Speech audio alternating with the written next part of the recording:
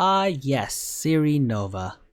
CIRI Nova honestly was one of my favorite cards in Beta Gwent, back when she had a very powerful ability that was very useful.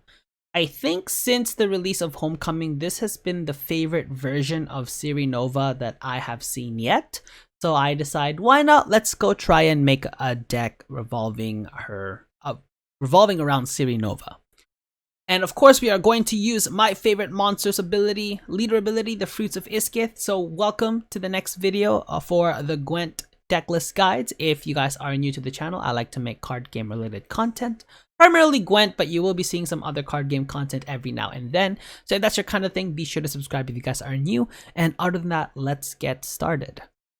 Now, of course, CIRI Nova already presents a deck provision limit. You cannot have any cards that have 10 or more provisions in the deck in order for you to use CIRI Nova's ability.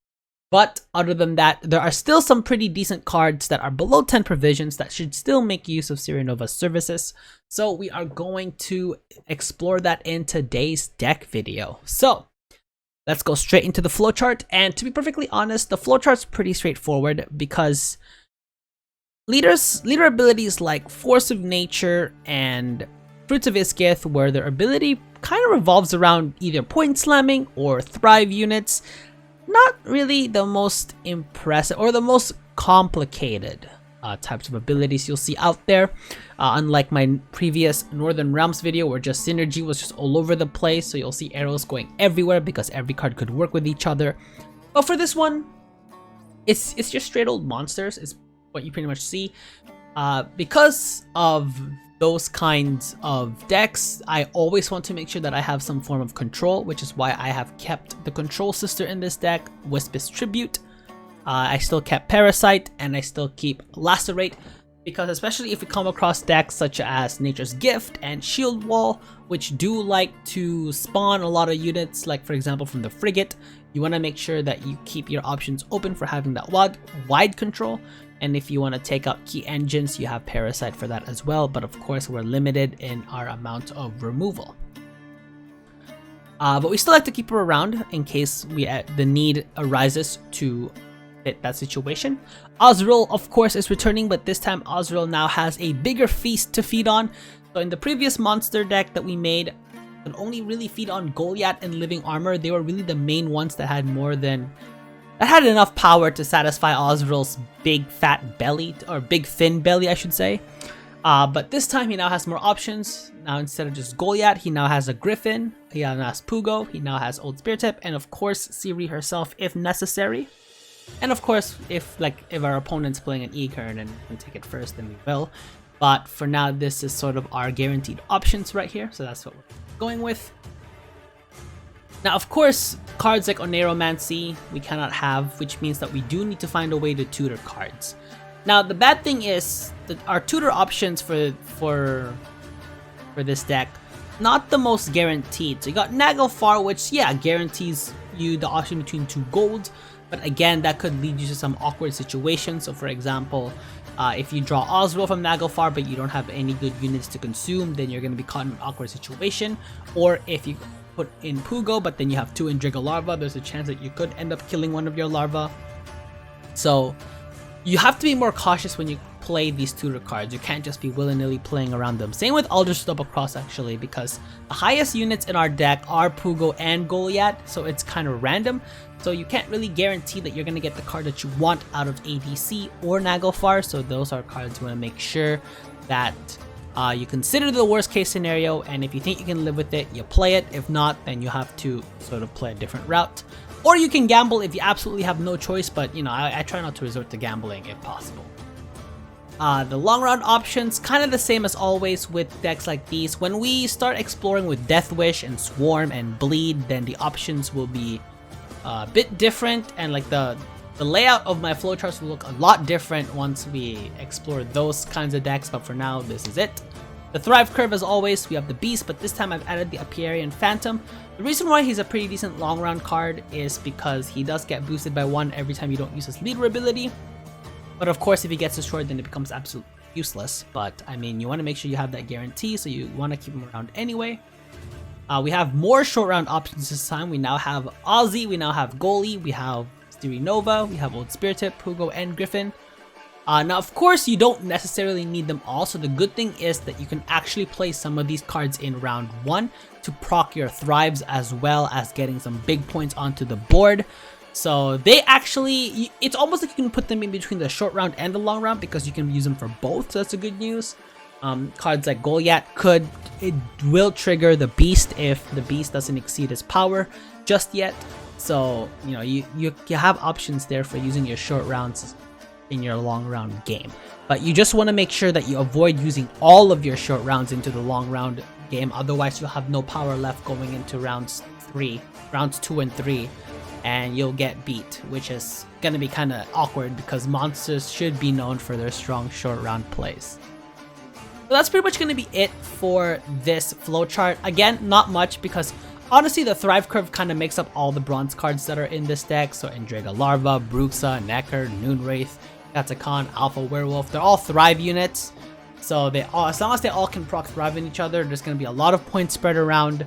So yeah, that's going to be it for the flowchart. And other than that, let's take you guys over to some games.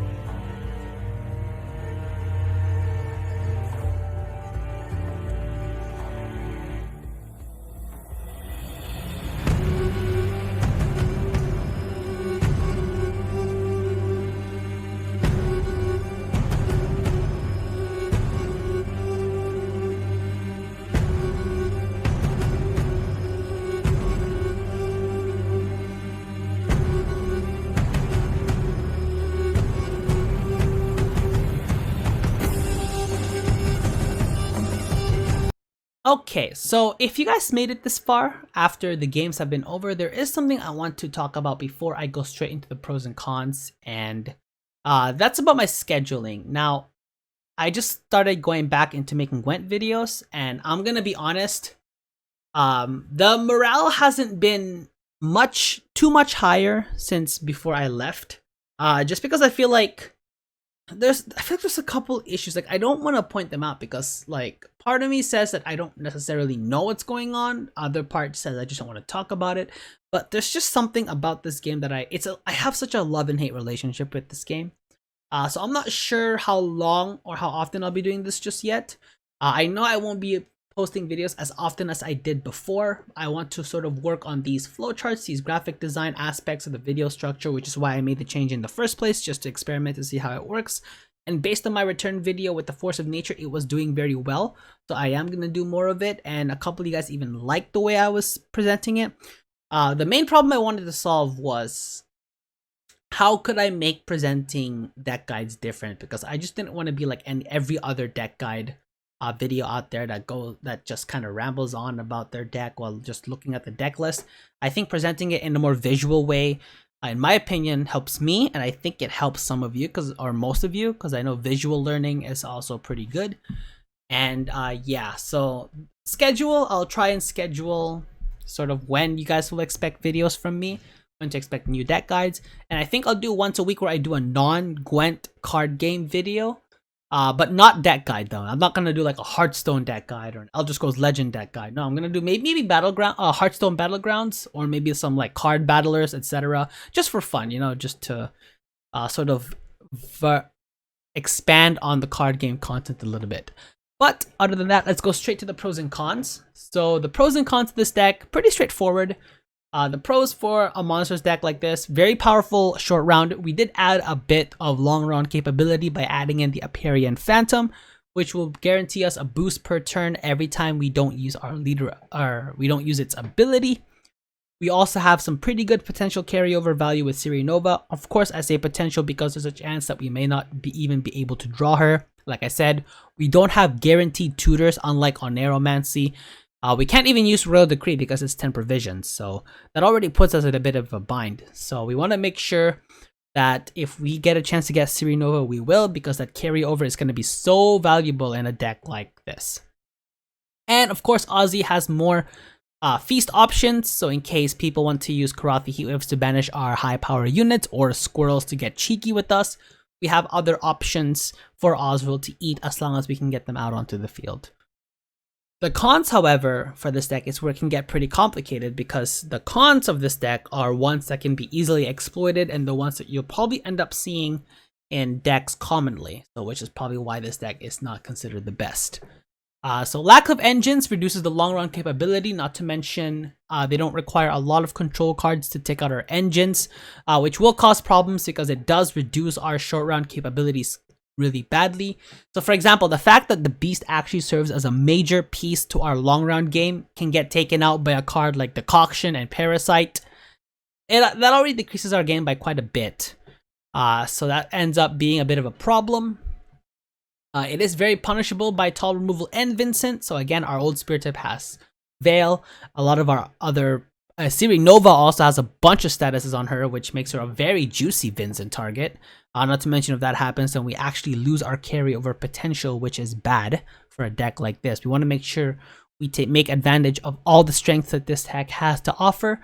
So yeah, must have long round control against decks with strong long rounds. That is very true. You want to dictate the pace of play with this deck. If you lose, especially against a control style of deck, then that's going to be a bit of a problem. So Shield Wall is a prime example of a game that you need to be able to control. If they pass at 7, then you have to fight all the way down as much as you can until you have a safe pass, but you don't want to do it too early because they're going to beat you in the long round 100% of the time. So you want to be careful with when you pass, because you want to make sure you want to guarantee yourself long round control, but at the same time not getting yourself stuck in a long round play. And of course, tutor cards, Naglfar and ADC are not guaranteed picks, so I kind of made this example already where you could end up with the awkward situation of Ozzy with not having a high power unit in your graveyard, and Pugo, which could end up killing one of your engines. So you want to be careful when you use these tutor cards. You can't just use them whenever you want. Sequencing is very important, especially with awkward situations being possible in this deck. And other than that, that's going to wrap it up for this deck guide video. Let me know what you guys thought about it. If you guys did enjoy it, please be sure to leave a like. And of course, subscribe if you guys want to check out more Gwent/card game content from me. Another deck guide will be out soon. And other than that, this is Enzo signing out. I'll catch you guys in the next one.